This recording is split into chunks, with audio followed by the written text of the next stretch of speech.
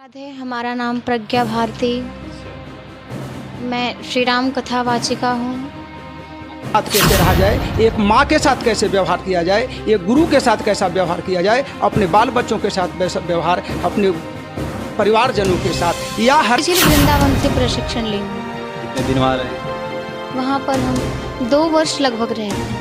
कि मनुष्य का पशु पंछी भी तरने का अधिकारी होता है, तो हम लोगों को जन कल्याण करना ही है। जहाँ तक भी बढ़िया काम हो आगे उसका हम लोग बढ़ाने का विस्तार करते हैं। आज हमारे संग मौजूद हैं प्रज्ञा भारती जी, जो राम कथा करवाती है। आज इनसे राम कथा से जुड़ी जानकारी लेंगे कि आखिर ये इतनी छोटी सी बालिका रहते भर में ये राम कथा, वो भी सैकड़ों नहीं हज़ारों लोगों के बीच, हज़ारों जनता के बीच जो है मंच पर से राम कथा करवाती है। और यह इनका जितना भी गुणगान किया जाए उतना ही कम है। तो इनसे जानकारी लेंगे कि आखिर इन्होंने कब से स्टार्ट किया राम कथा करवाना और राम कथा का क्या महत्व है आज के युवाओं पर, आज के युवतियों पर और आज के जनरेशन पर। स्वागत है आपका। जय श्री राधे, हमारा नाम प्रज्ञा भारती। मैं श्री राम कथा वाचिका हूँ। आखिर आपने जो है कब से स्टार्ट किया राम कथा करवाना? लगभग 2 साल हो गए हैं। 2 साल? 2 साल से मैं श्री राम कथा कह रही हूँ। अच्छा, आखिर मतलब यह प्रेरणा कहाँ से मिली कि हमें राम कथा ही करवाना है? हमारे पिताजी जो हैं, हमारे अभिभावक, वो हमारे ग्राम में हमारे जो मंदिर था वहाँ पे सालों से श्री नवाह पारायण का पाठ करते आए हैं। उसी को देखकर मन में भावनाएं जगी, जिसके कारण मैं भी श्री राम कथा कहती हूँ। किनका मंदिर था? हनुमान जी का मंदिर है। हनुमान जी का मंदिर था जी। तो आखिर यह सीखी होगी ना कहीं जाकर राम कथा? जी, मोतीझील वृंदावन से प्रशिक्षण ली हूँ। कितने दिन वहाँ रहे थे? वहाँ पर हम 2 वर्ष लगभग रहे थे। 2 वर्ष रहे थे? जी। अरे तुम कब से रह रही हो साथ में? मैं भी उसी दिन से रह रही हूँ। साथ ही में? तो कब से रह रही है छोटी माँ? ये लगभग 2-3 माह से रह रही है साथ में। अच्छा, मतलब साथ में चलती है? जी। हेल्प कर दी है? जी। तो आखिर इनके पिताजी से जानकारी लेंगे कि आखिर श्री राम कथा का महत्व है क्या है आज के जो है युग में, और इनसे पिताजी से जानकारी लेंगे कि आखिर अपनी बेटी को जो है राम कथा वाचक आखिर क्यों बनाए। तो आपका स्वागत है सर। जय श्री राम। आखिर जो है आपकी बेटी राम कथा वाचक, राम कथा सुनाते हैं, तो क्या और लोग जो है सामाजिक लोग नहीं कहते हैं कि आखिर अपनी बेटी को राम कथा क्यों करवाने भेजें? देखिए, हमारे सत्य सनातन वैदिक धर्म में ग्रंथों की भरमार है, लेकिन 3 प्रमुख ग्रंथ उपस्थित है, जिसमें एक श्री रामचरितमानस या रामायण कह लीजिए, दूसरा श्रीमद् भागवत कह लीजिए, और तीसरा महाभारत है। अगर जीवन जीने की कला सीखनी है तो श्री राम कथा से प्रेरणा मिलेगी। अगर जीवन में मरने की कला सीखनी है जीवन के बाद, कि जीवन के बाद की जो ये है परमात्मा से मिलन या वहाँ जाने के बाद के, तो हमें श्रीमद् भागवत सिखलाती है। और दोनों के बीच में हमको जीवन में जो कुछ गलत बातें हैं, मारपीट आपस में एक दूसरे से कैसे कर सकते हैं, कैसे एक दूसरे का चीज़ हड़प सकते हैं, उसका परिणाम क्या मिल सकता है, ये हमें महाभारत सिखलाती है। तो वर्तमान समय में सबसे ज़्यादा महत्वपूर्ण रहता है कि बच्चा जन्म से लेकर मरण तक तो जीवन में रहता है, इसलिए जीवन में कैसे जीवन को कैसे अच्छे राह पे जी सकते हैं, ताकि एक भाई के साथ कैसे रहा जाए, एक पत्नी के साथ कैसे रहा जाए, एक माँ के साथ कैसे व्यवहार किया जाए, एक गुरु के साथ कैसा व्यवहार किया जाए, अपने बाल बच्चों के साथ वैसा व्यवहार, अपने परिवारजनों के साथ, या हर एक जीव के साथ, छोटे मोटे कीड़े मकोड़े जो भी जीव है चराचर में, तो उसके जीव के साथ कैसे रह सकते हैं, कैसे व्यवहार को बनाएं, ये हमें श्री रामचरितमानस सिखलाती है। अगर समाज की बात किया जाए तो अगर आपकी बेटी अभी से राम कथा करवा रही है तो आगे जाकर किसी प्रकार का प्रभाव नहीं पड़ेगा? किन पे? शादी ब्याह वगैरह? देखिए, ऐसा कुछ नहीं है। हमारे अगर अगर रामायण के सबसे बड़े प्रणेता कौन हुए? श्री रामचंद्र जी। शादी विवाह किए कि नहीं? उनके माता पिता हुए कि नहीं? ठीक है, अवतारी पुरुष थे, अवतारी पुरुष ये मानते हैं निर्गुण ब्रह्म के अनुसार, लेकिन साकार ब्रह्म में इस धराधाम पे तो वे एक बालक के रूप में काम किए, एक शिष्य के नाम के नाते एक शिष्य के रूप में बन करके गुरु जी से दीक्षा प्राप्त किए, पूरी शिक्षा प्राप्त किए, माता पिता के आदेश का पूरी तरह पालन किए, पत्नी को साथ में रख के वनवास निभाया, अगर यज्ञ करना है तो अगर वनवास में पति का हरण हो जाता है तो कैसे उनका रूप बनाकर रूप ले करके साथ में यज्ञ किया जा सकता है, कैसे उनकी सहभागिता ली जा सकती है। तो कहाँ में है कि हमारा समाज से बिल्कुल हट करके बिल्कुल संन्यास ग्रहण करके ही किया जा सकता है। समाज में रह करके यही कारण है कि हम लोग श्रीमद् भागवत से दूर हो जाते हैं, महाभारत से दूर हो जाते हैं, रामायण से दूर हो जाते हैं कि लोग कहते हैं कि हम लोग गृहस्थ में रह करके ऐसा नहीं किया जा सकता। लेकिन सच्चाई यही है कि गृहस्थ धर्म ही सभी धर्मों का संरक्षक है। सभी धर्म और सभी समाज के लोग इसी में पलते बढ़ते, इसी से जन्म लेते हैं। कोई सन्यासी हमारे यहाँ अवतार लेके नहीं आते। तो जन्म और शादी विवाह कहाँ तक गलत है? व्यभिचार गलत है।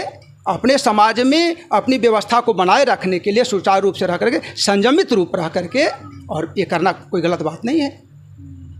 अगर व्यक्ति स्वयं चाहता है कि हम ब्रह्मचारी आगे चल के अपना निर्णय है तो स्वयं का निर्णय हो सकता है। तो रहने का अगर ये तो ब्रह्मचर्य का अपना निर्णय हो सकता है, उसको बांध करके चाहे लोग चाहे कि हम ब्रह्मचर्य बना दे, तो ऐसा तो है नहीं संभव। इसलिए ऐसा कुछ नहीं है उदाहरण बना लेना है कि नहीं हम तो फिर कथा सुनने लोग नहीं जाएंगे। यही कहकर तो कृष्ण अर्जुन संवाद लोग नहीं सुनते हैं कि अर्जुन सन्यासी बन जाएंगे, लेकिन अर्जुन स्वयं सन्यासी नहीं बने तो आप सन्यासी क्या बनेंगे? तो आखिर यह प्रेरणा कहाँ से आई कि हम अपनी बेटी को जो है राम कथा? देखिए, बहुत अच्छा प्रश्न है। बात होती है कि कोई धार्मिक कार्यक्रम आप कराते हैं तो एक बहुत धार्मिक में खर्च एक ऐसी व्यवस्था बन गई है कि उसके आड़ में उसके कारण हम लोग धार्मिक कार्यक्रम नहीं करवा पाते हैं। अयोध्या से संत को बुलाएं, वृंदावन से महाराज जी को बुलाएं, कहाँ से विशेष आयोजन करें। तो अपने धर्म को बचाए रखने के लिए जो है, जब तक हम अपने स्वयं आपसे सहयोग नहीं लें, अपने परिवार के बच्चों को नहीं उस तरह के तैयार करें, तो ये अपनी कमी मानी जाएगी। इसलिए हम दूर दराज से प्रचार करने के लिए दूसरे लोगों को अयोध्या से बुलाएं, वृंदावन से बुलाएं, क्यों ना एक छोटा सा प्रयास अपने घर घर में करें। हर घर में करें, हर एक परिवार से करें, ताकि आपको भी लगे कि हमारे घर की छोटी बच्ची भी कुछ कर सकती है, कुछ सीख सकती है, अच्छा ज्ञान प्राप्त कर सकती है, अच्छा ज्ञान दे सकती है। एक छोटा सा प्रयास मेरा रहा कि हम भी कुछ मंच पे बोलें। हम लगभग 30 वर्षों से रामचरितमानस नवाह पारायण करने का अनुभव प्राप्त है। हमारे चाचा जी भी घर परिवार में रह करके पूरे श्री रामचरितमानस के अच्छे ज्ञाता थे। तो जब उनसे रहकर हम कुछ सीख सकते हैं, तो ऐसे परिवार में कुछ न कुछ बच्चों को ऐसा क्यों नहीं किया जाए कि ये खुद अपने बिहार का गौरव, अपने देश का गौरव, अपने राज्य का गौरव, अपने जिला का और प्रखंड का नहीं, अपने गांव का भी गौरव प्राप्त करें और लोगों को ही प्रेरणा दें। आप क्या कहेंगे इस बच्ची के बारे में? ये हमारे पहले परिचय एक बार दे लें। जहाँ तक अभिभावक की बात है, एक अभिभावक हमारे यज्ञ के जो यज्ञाधीश महोदय हैं, लगभग इनको थोड़ा सा दिखला दीजिए उनको, बाबा लौकुदास जी महाराज जी। लगभग हम लोग 1 दर्जन से ज़्यादा इनके अभिभावकीय में, इनके यज्ञाधीश रहते भर में 1 दर्जन के आसपास कार्यक्रम इन प्रज्ञा भारती जी का मैंने मंच से दिया है। ये हमारे बैंजू वादक हैं भाई अनुज जी, जो लगभग दर्जन से कम ये भी नहीं, गया ही नहीं, पटना तक, राजधानी तक, औरंगाबाद, बिहार ही नहीं, झारखंड तक हमारे साथ दिए हैं। एक हमारे भाई हैं भाई चंदन पांडे जी, थोड़ा पीछे दिखला दीजिए। भाई चंदन पांडे जी पीछे हैं। ये हमारे पास नाल वादक हैं। ये भी हमारे दर्जनों हमारे साथ कार्यक्रम में रहे, बिहार से लेकर झारखंड तक, गया से लेकर के औरंगाबाद होते हुए पटना तक जी। तो आप अपना परिचय दें बाबा, आपका शुभ नाम क्या हुआ? मेरा शुभ नाम सब संतों का दिया हुआ एक छोटा सा नाम श्री 108 श्री लव कुश दास जी महाराज।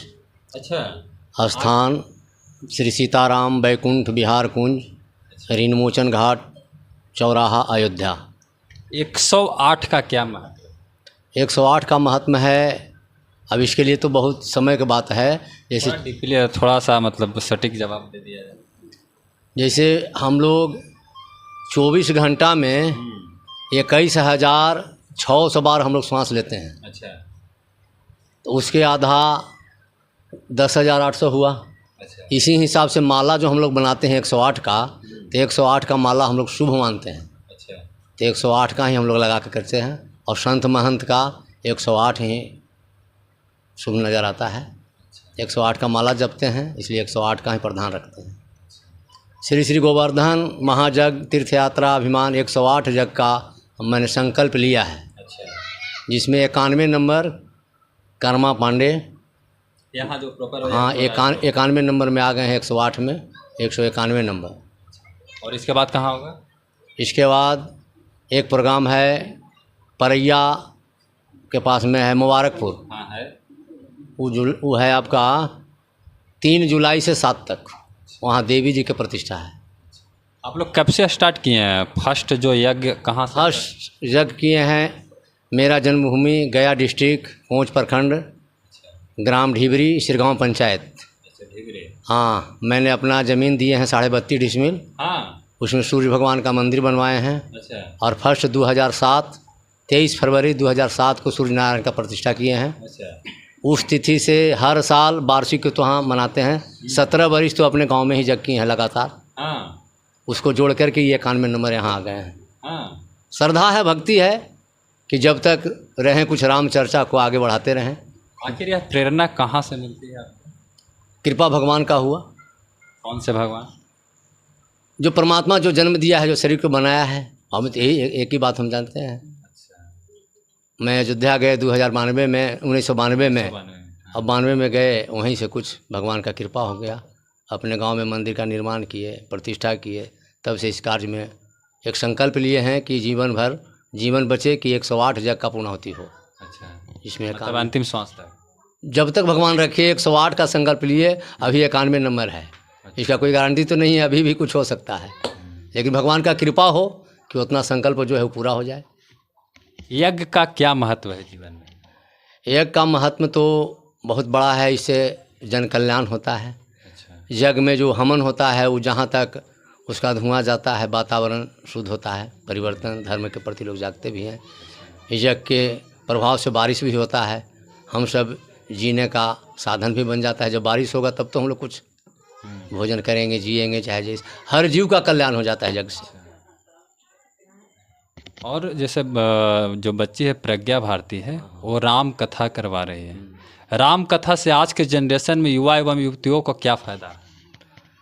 देखिए, शास्त्र के अनुसार, लिखने के अनुसार तो यही है कि कलयुग में तो राम नाम का महिमा ही है। और राम सुमिरन जहाँ तक, जैसे इनका आवाज़ जहाँ तक जाता है, जहाँ तक जाता है, तहाँ तक के मनुष्य के पशु पंछी भी तरने का अधिकारी होते हैं। तो हम लोगों को जन कल्याण करना ही है। जहाँ तक भी बढ़िया काम हो, आगे उसका हम लोग बढ़ाने का विस्तार करते हैं, जन सहयोग से, चाहे जैसे भी भगवान का कार्य हो। क्या आज के जनरेशन पर जो फ़र्क पड़ता है? कुछ तो ज़रूर सुधार होता है। जैसा आजकल खान पान रहन सहन है, बिल्कुल बिगड़ गया है। लेकिन यही सब जो राम कथा, कृष्ण कथा जो कहीं कहीं हो रहा है, इससे कुछ लगाम लगा हुआ है। जो धर्म बचा हुआ है। न तक अभी का जो खान पान है, रहन सहन है, बिल्कुल बिगड़ने जा रहा है धीरे धीरे। लेकिन कहीं कहीं जो धार्मिक अनुष्ठान है, इसलिए धर्म कुछ बच रहा है। हाँ, और ये होना भी चाहिए। और जब तक धरती रहेगा, कोई न कोई ज़रूर कुछ न कुछ कहीं न कहीं धार्मिक अनुष्ठान होते रहेगा। और बाकी इन सभी का जवाब कैसा रहा, आप सभी ज़रूर बताएंगे। जय हिंद।